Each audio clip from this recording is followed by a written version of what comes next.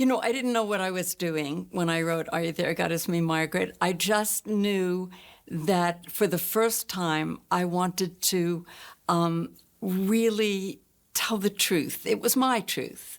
I wanted to be honest. It was my honesty of what it was like to be in sixth grade. It was young woman to young woman. It was kid to kid who must have told each other. They spread the word, and it just took off. And I think for these women, these are the women who are going to come and see this movie and really, love it, because it will bring them back to their childhoods. I got an email from a woman named Kelly, who she writes, she's a really good writer. She could convince you to do anything. And I already knew that this was going to happen. I just felt that this was meant to be. I chose my team, and I believe in my team.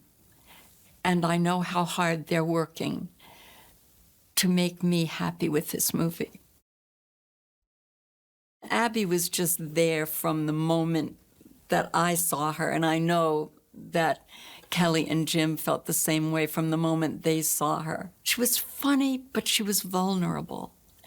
And she was soulful. You look in her eyes and you really see deep who is inside. I'm hoping that they will see it and they'll say, yeah, that's how it was.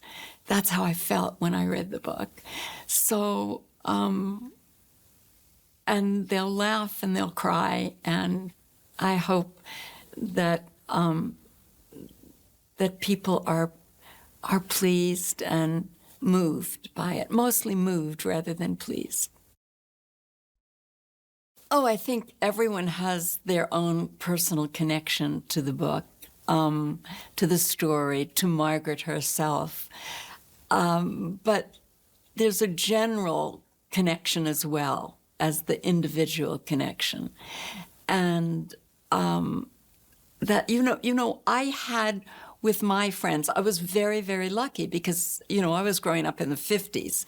I wrote the book and I said it in 1970. But a lot of the feelings, of course, came out of my own memories.